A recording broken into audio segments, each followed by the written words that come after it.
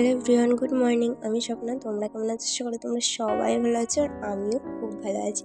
তো এই ব্লগটা ভীষণ স্পেশাল ব্লগ, চলো তোমরা দেখতে থাকো। এই ব্লগটার মধ্যে আমাদের দুজনের একটা খুব সুন্দর স্বপ্ন পূরণ হবে, সেটাই আর কি তোমাদের সাথে শেয়ার করো।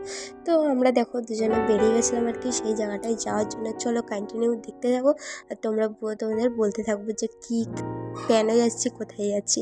তো ভিডিওটা অনেক দিন হয়ে এডিট হয়ে রয়েছে, বাট ভয়েস দেওয়া হয়নি। প্রায় বহুদিন আগে ভিডিও পোস্ট করছিলাম, তারপর তো আর ভিডিও পোস্ট করা হয়নি, ভিডিও মানে কন্টিনিউ করাই হয়নি। সব ভিডিও তৈরি করা আছে, বাট একটু আলসেমির জন্যই আর কি ভিডিও তৈরি করা হয়নি। তো দেখো দিনটা ছিল একটা বৃষ্টি ভেজা প্যাচে একটা দিন। তো দেখতেই পাচ্ছ হাফ রাস্তায় যাচ্ছি আর একটু করে দাঁড়িয়ে হচ্ছে। এখানে বরমশাই আর আমি দাঁড়িয়েছিলাম, ছাতাও ক্যারি করিনি সঙ্গে, মাথায়ই ছিল না, তখন হালকা হালকা রোদ উঠেছিল আর ছাতাটা ক্যারি করা মাথায় ছিল না। তো এখানে দাঁড়িয়ে আছে, ওই দেখো গাইস আমাদের হিরো।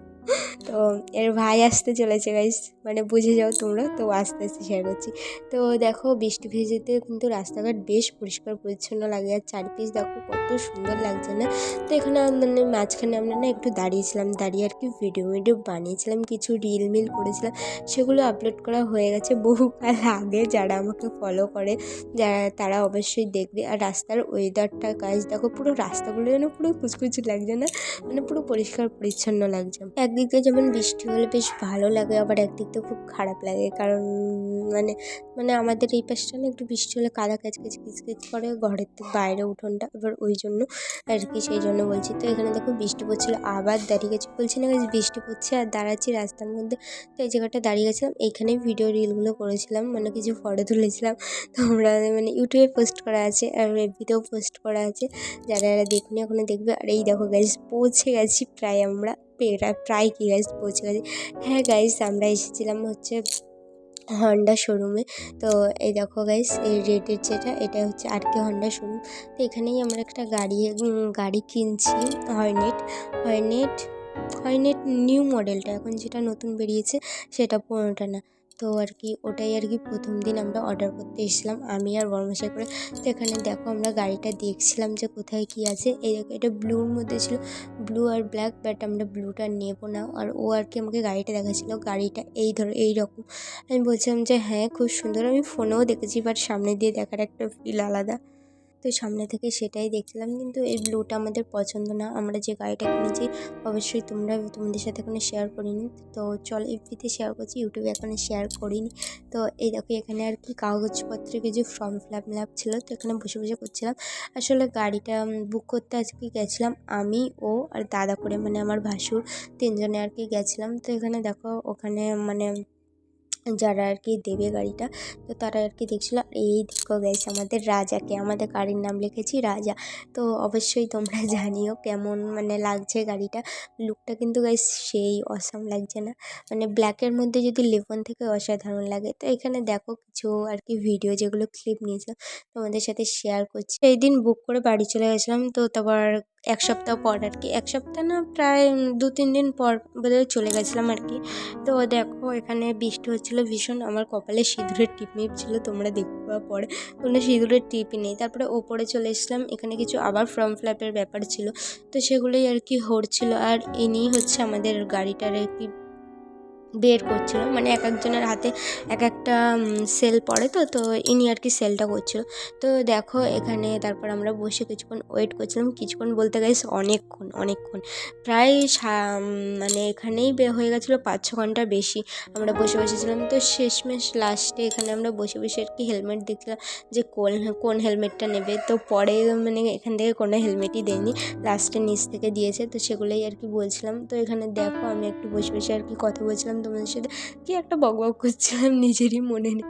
আর এখানে দেখো গাইস মানে এখানে বরমাসি আমার সাথে ঢং করছিল। তারপর ওরা বললো অনেকক্ষণ দেরি হবে, ওই জন্য দুপুরে আমরা খেতে চলে গেছিলাম। আমি নিয়েছিলাম পাউরুটি আর ঘুগনি, আর ও নিয়েছিল হচ্ছে মানে মুড়ি আর ঘুগনি নিয়েছিল, বাট আমি পাউরুটি আর ঘুগনি নিয়েছিলাম। তো বেশ খুব একটা ভালো না গাইজ সেখানে, তাও দুপুরের খিদেটা মেটানোর জন্য। তারপর দেখো গাইজ আমরা আবার চলে যাচ্ছিলাম শোরুমের দিকে, মানে শোরুমটা কাছেই, মানে মেদিনীপুরের রাঙামাটির যে ব্রিজটা তার পাশেই যে আরকে হন্ডা, তো সেখান থেকেই গাড়িটা নেওয়া হয়েছিল।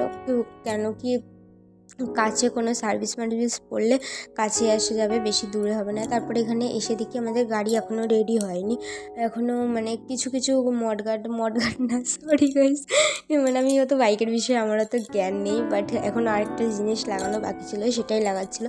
তারপরে এখানে না গাইস আমার মনটা ভীষণ খারাপ হয়ে গেছিলো যে নতুন গাড়িটা, মানে আমরা এখনও গাড়িটা চালাতে দিয়েছিল, ওকে একবার চালিয়েছিল, নতুন একটা গ্লেজ বা নতুন একটা কিছু সেরকম নেই, আবার গাড়িটাকে ধুচ্ছে, মানে সাবান জলমল লাগাচ্ছে। তো আমি ভাবছি ওরাই তো ইউজ করে দিল, আমরা নতুন গাড়ি কী হাতে পেলাম।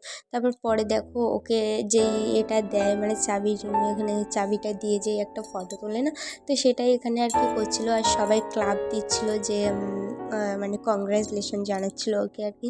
তো সেই সব জিনিসই হচ্ছিলো, আর এদিকে আমি একটা ভিডিও করে নিয়েছিলাম।